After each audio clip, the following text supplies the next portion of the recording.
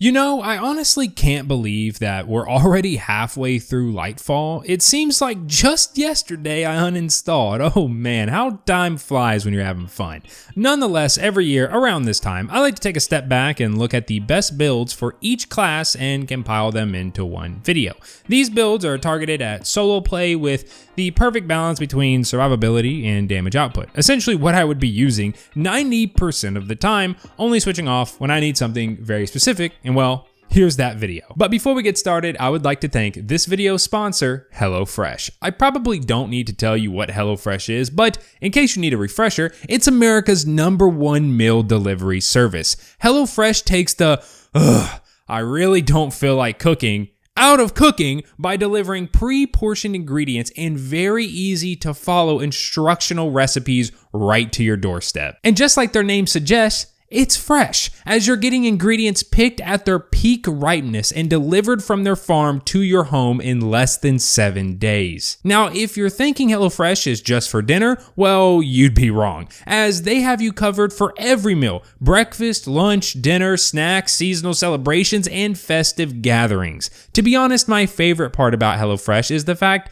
that it's cheaper than my seemingly ever-growing grocery bill, while also being 25% cheaper than takeout. So what are you waiting for? Make the right call and give HelloFresh a shot. Use my link or go to HelloFresh.com and use code POGMyFi, JUL50 for 50% off plus free shipping. Once you click, my description will live update to count up the purchases. First, we have the Hunter, which I think currently has the most OP class for solo content, to the point that you can kill a Grandmaster champ by yourself in 2 punches, and especially this season with the electric armor, where you gain damage resistance when amplified, and amped up, where you stay amplified longer when you have an arc subclass equipped from this season's artifact. Thunderous Retort and Lightning Strikes Twice aren't bad options to pick up either for this build. This build is going to take advantage of Combination Blow and a 1-2 punch shotgun, which buffs melee. You know what 1-2 punch is. Note that you don't need 1-2 punch to make this build work though. It just enhances an already crazy good build. Getting into the subclass tree, we're going to put on Gathering Storm. You don't need this for this build, but I prefer and recommend this over Arc Staff, since you can just throw it and keep punching. Then you're going to need, like absolutely need, Gambler's Dodge, which makes it to where dodging near an enemy will get your melee back. For melee, like I mentioned earlier, you're going to need Combination Blow, which will stack up to 3 times and increase your melee damage with each stack. The grenade, just like the jump, is whatever you prefer to run. I'd recommend Pulse Grenade though, but there is no wrong grenade that you can pick. For the aspects, you're going to want Flow State, which defeating a jolted target makes you amplified, and when you're amplified, your dodge recharges faster, and Lethal Current, where after dodging, your next melee attack has increased range, jolts a target, and creates a damaging aftershock. For fragments, I use Spark of Recharge while wounded, melee and grenade recharge quickly, Spark of Magnitude, your arc grenades linger for longer, Spark of Resistance, while surrounded, you are more resistant to incoming damage, and Spark of Feedback. Taking melee damage briefly increases your outgoing melee damage. The only 2 I feel like you need are Spark of Resistance and Feedback, so you can change the other 2 with what you like best. There are 3 exotics that I'd recommend you run with this build, and the strongest for just staying alive is the helmet, Assassin's Cowl, which makes it so every charged melee kill makes you invisible and grants you healing. This helmet is best for things that have a lot of ad clear, but isn't a bad choice for bosses if you want to play it safe. The other 2 exotics are both for bosses. First, we have the boots called Star Eater Scales. You gain additional super energy from Orbs of Power, and while super energy is full, picking up Orbs of Power will overcharge your super's damage. This is best used when you'll be doing boss damage, but also isn't a bad pick if you don't think you need the survivability that Assassin's Cowl will give you. Finally, we have a pair of exotic arms that, if you've been playing Destiny for a while, you've probably used or heard. Liar's Handshake. Using your arc melee ability or being hit by a melee attack will allow you to follow up with an extremely powerful melee counterpunch that will heal you. This is kind of a mix between Star Eaters for damage and Assassin's Cowl for survivability, since every other punch will have increased damage but also give you health back. Stat wise, for every class, I'd recommend 100 resilience for the damage reduction in PvE, then as much mobility as possible for the reduced hunter dodge cooldown timer. For the armor mods, starting out with the helmet, I use double hands-on for the bonus super energy on melee kills, then a heavy ammo finder, but this mod you can replace with whatever you want. Any of the ammo finders you can kind of replace with whatever you want.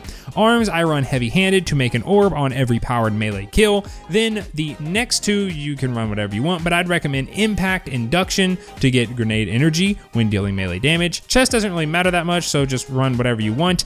I run melee damage resist. Then on boots, I just run recuperation to gain health when picking up an orb, and a surge and scavenger for matching weapons. Finally, the class I'd highly recommend. Powerful attraction, so when you use your class ability, you'll grab all the orbs of power that are nearby, and the final two mods don't matter as much, so I have time dilation to increase my armor charge timer from 10 seconds to 15, then bomber to give grenade energy when using your class ability. Next up, we have the Titan, which in my opinion is the most fun class to play, and it doesn't use any seasonal artifact mods, so as long as Bungie doesn't nerf it, it will be amazing in coming seasons as well. We have the Sunbreaker Titan using bonk hammer / mini hammer / throwing hammer, whatever you want to call it. The main idea of this build is to use roaring flames to buff the hammer to do insane damage with it while creating sunspots on each kill to heal you and give restoration. For the super and abilities, the only thing that you need is the throwing hammer. Everything else is what you prefer to run. Under the aspects, you're going to throw on Soul Invictus, which creates sunspots on solar ability final blows, and while in a sunspot, your abilities regen faster. You get restoration and they deal damage to enemies. Then for the other aspect, you want Roaring Flames, where final blows with solar abilities increase the damage of your solar abilities, stacking up to 3x. For the fragments, I'd recommend Ember of Torches. Powered melee attacks make you radiant. Ember of Solace, radiant and restoration effects applied to you last longer. Ember of Ashes, you apply more scorch stacks to targets. Ember of Searing, defeating scorched targets grants melee energy and creates a fire sprite and adds 10 recovery. But none of them are required for this build, so you can run other ones if you want. That's just what I personally recommend. Exotic wise, there is only one clear winner, and every other exotic I've tried just feels like a worse version of it. And that is Syntheseps, which buffs melee damage when surrounded by enemies, which you'll basically have up 24/7 while running this build as long as enemies are alive. Some of the other ones that I've seen being used are Splinter Helm, which creates a sunspot when you are critically wounded, or cast a barricade, and Heart of Immos Light, that when using an ability, it will buff your other abilities for 5 seconds. For stats, I went with 100 resilience, then as much discipline as I could get, but this is all preference again, so whatever you want. Mod-wise, there's almost the exact same as the Hunter, since they're both builds built around melee, but to quickly go over them again, for the Helm, we have hands-on, arms, heavy-handed, and impact induction, chest, melee resist, boots, surge, scav, and recuperation. Then class item, which is the only thing we have different mods on, which are time dilation and 2x outreach, which when using your class ability, you gain melee energy. So if we lose the hammer, we can just get it back sooner. Also want to add that running this along with the next build work much better if you have charged melee bound to something, so you don't need to worry about being too close to an enemy when trying to use your charged melee. Now for the final class, we have Warlock. This build is built around Sunbracers with solar grenades and works well in team play content as well as solo content, and there isn't any complexity to this build, just get a melee kill then spam grenades. Getting into the subclass, the super doesn't really matter, but you can't really go wrong with either of your options, but everyone loves a well, so that's what I always run. The class ability, I like Phoenix Dive as a save me button, but it doesn't matter matter what you put really. For the melee, I highly recommend Incinerator Snap so you can consistently get a kill with your melee, as I've found Celestial Fire to be very inconsistent with getting a kill, and the grenade, you need Solar Grenade for Sunbracers to work. Aspects, you're going to want Touch of Flame, which makes all your solar grenades enhanced, which will increase your solar grenade timer, and they will spit out lava. And then Icarus Dash, but this can be replaced with Heat Rises if that is what you prefer to run. Fragments, you're going to want Ember of Ashes, you apply more scorch to targets. Ember of Resolve, Solar Grenade, Final Blows cure you. Ember of Searing, defeating scorched targets grants melee energy and creates a Fire Sprite, plus 10 recovery. And Ember of Mercy, reviving an ally or picking up a Fire Sprite grants you restoration, plus 10 resilience. For the stats, like the previous two builds, you're going to want 100 resilience, then whatever else you can get / want in your other stats. Mod-wise is close to the previous two builds, but instead of melee mods, it's built around grenade mods. So starting out with the helm, you're going to want 2 ashes to assets to gain bonus super energy from grenade kills. Arms, put on firepower to create an orb of power from a grenade kill, then 2x momentum transfer to give you melee energy when dealing damage with your grenades.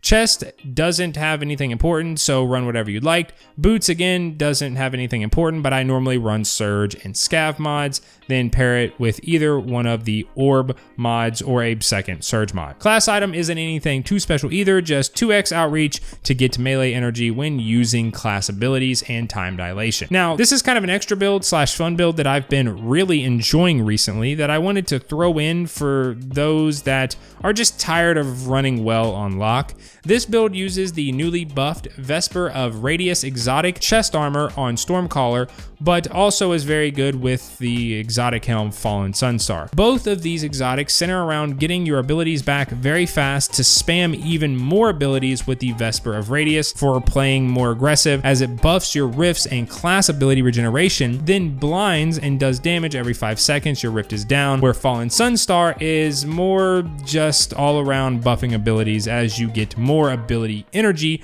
when you pick up an Ionic Trace. Also, since this season's artifact is based around Arc, this build pairs extremely well with Amped Up, Thunderous Retort, Electric Armor, Lightning Strikes Twice, and Shock and Awe. Going over the class quickly, I'd recommend Storm Trance for the super with Healing Rift, then Chain Lightning for the melee, and Pulse Grenade. Aspects, you need Arc Soul, which gets buffed when you're amplified, and Electrostatic Mind, which is what makes so many Ionic Traces. Fragments, you're going to want to put on Spark of Magnitude, Spark of Resistance, Spark of Shock, and for the final one, I have been swapping between Spark of Beacons, which makes your arc weapon Final Blows blind things around them, or Spark of Discharge, which makes your arc weapons have a chance to create an extra Ionic Trace, and have been pairing both with Forbearance, but haven't decided on which one I think is better between the two. For mods, I'm running the same thing as the other Warlock build, but instead of 2x Outreach, I'm replacing that with 2x Bomber for even more grenade energy. But those are the best builds for each class currently in Destiny 2, in my opinion, for general solo play, stuff like that, you know, unless you need something very, very specific. You know what to do if you disagree or have something to add, yell at me underneath that like button, and I will catch you all in the next one. Peace.